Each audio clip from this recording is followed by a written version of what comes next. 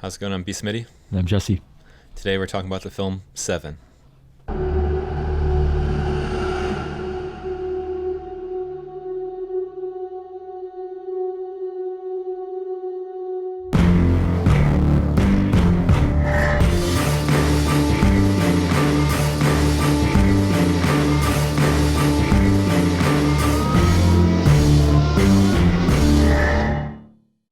Directed by David Fincher and released in 1995. So this movie is kind of just a classic mid-90s, as in like the thrillers. Yeah. There was like kind of a stretch of thrillers in the mid-90s. Seems like it, yep. You're either watching thrillers or you're watching comedy. Yeah. One or the other.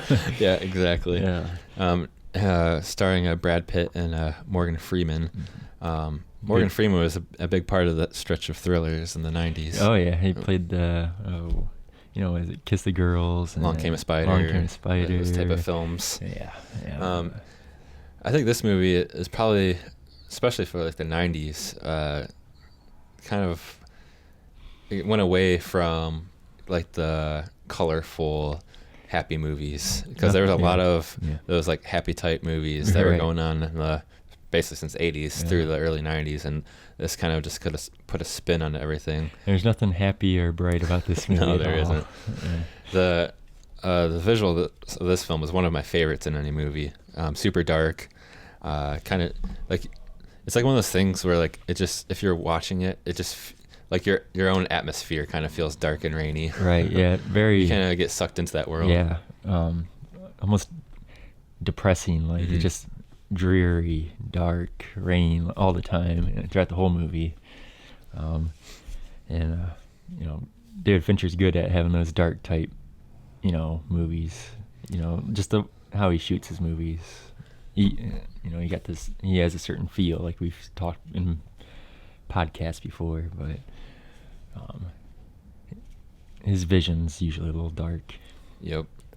Yeah, definitely. I think this is kind of one of his like defining kind of movies that kind of really put his name into like the the world of being a director and stuff like that. Yeah, I agree. It's it really became a movie that really, I don't want to say catapulted like Brad Pitt or Morgan Freeman, but you really think about this movie when you think of those guys. Yeah. And Morgan Freeman, he's been in Shawshank and stuff, that's probably what he's mainly known for. But you also think of him in like this movie, and Brad Pitt is like, oh yeah, he's awesome in Seven. It's definitely the best. They're the best duo detective kind of. It's really there's no good. Better duo than those two. Yeah, their personalities go perfect together. Yep. And Morgan Freeman's just good as one of those detective type guys, and that's why he was kind of like typecasted in those roles for quite a few years. And and then Brad Pitt's good at being that kind of like wiry, like always kind of pissed off. Like, I'm better than what you think I am. Right. And, their personalities really went well together, I thought. Yep.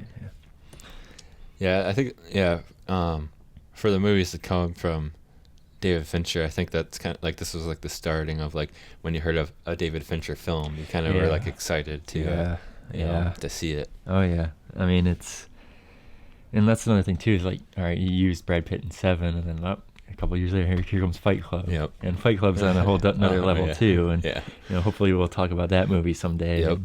And yeah, Fight Club is definitely crazy. Yeah. But yeah, I think with Seven,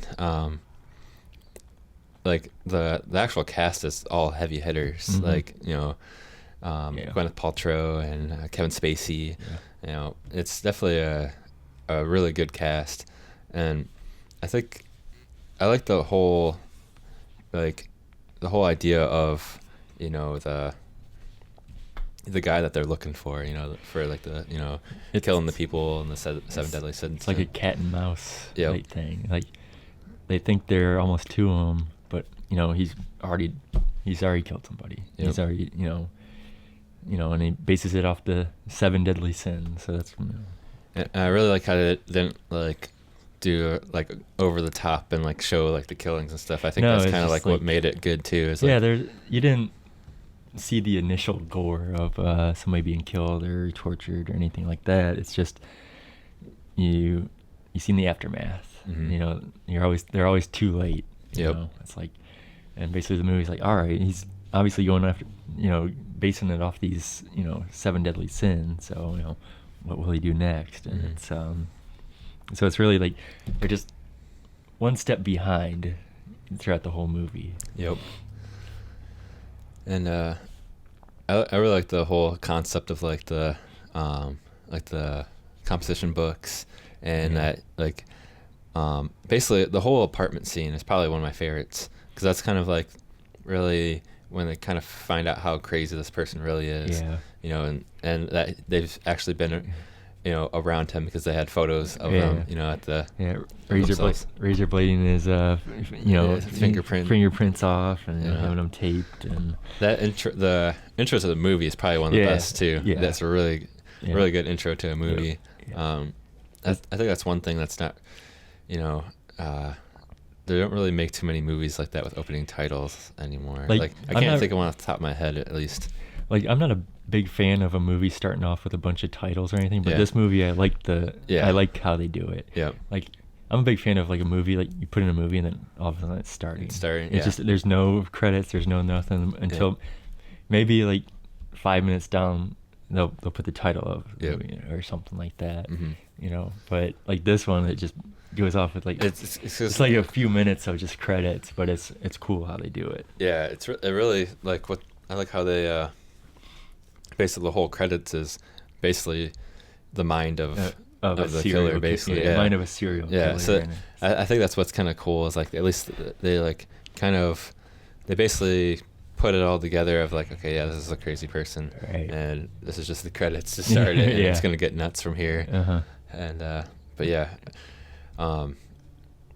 The whole movie's edited very well. yeah, it is edited very well for sure, and I definitely like just like it's almost like the whole movie, like how we're just saying how dark and dreary it is. It's almost like a black and white film that's color. It's Yeah. very weird to like say it like that, but like there's nothing bright about it. There's no like colorful anything. Yeah, and that's how Fincher's movies are. Like, even his like like Gone Girl, like Mhm. it's there's Very not desaturated. yeah, like, not bright there's colors. no bright colors Yeah. in it, and it's like Yeah. and I watched like Sleepy Hollow Mhm. the other day, and Tim Burton's kind of the same way. Like, Mhm. you're watching Sleepy Hollow, like, it's almost black and white. Yeah. But it's cool. Like, all of a sudden you see like the blood is like bright red Yeah. compared to everything else. Yeah. So it's cool like that. Mhm. That's Yeah, everything doesn't have to be bright. No, And it don't. I think that's one of my favorite things to kind of go by too when I create my own crap is Yeah. like it doesn't have to be bright. Yeah. Like it doesn't, Like Seven. Like in Seven, you're it's a movie about serial killers. It doesn't have to be bright, Yep. or just like his movie like Gone Girl. It's Yep. a movie about a missing wife that's possibly murdered, Mhm. and nothing has to be bright about it. Yep. So, Yep. um, I think like what another good thing with this movie too is really just the actual just like the script of the movie. Like it's very like it's I feel like a lot of movies could just kind of like just have some random dialogue in it, and I think that's because to me there's you don't have to have much dialogue in a movie. It's more about like visuals and Right. like leading you up to whatever's going to happen. Uh-huh. And I feel like thinking about this movie, there is a lot of dialogue in this movie. There is, yeah. But I think it's like very to the point, like what they're feeling and what it's not like you don't really have anything. It doesn't go away from what they're doing. No. Like you don't have like a weird side storyline No, or like, anything like that. You're interested in what they're saying. Yeah. It's not like they threw dialogue in just to make time, fill in sometimes. I mean, it's always has something to do with something. So Yeah. you're always interested. Yep. And it's crazy. It's been out for 20 years. It's weird. I know. It's at 95. I'm like, what the heck? It doesn't seem like it was around that long. Yeah, that's for sure. It held its value pretty well. Oh yeah, yeah. If you haven't seen it and you watch it now, like it's a movie that you could feel like that was kind of just made. Like it Yeah. has a really good like feel to it, and Mhm. it doesn't feel There's nothing that It's really not, doesn't dated feel or dated. anything Yeah, like yeah. that.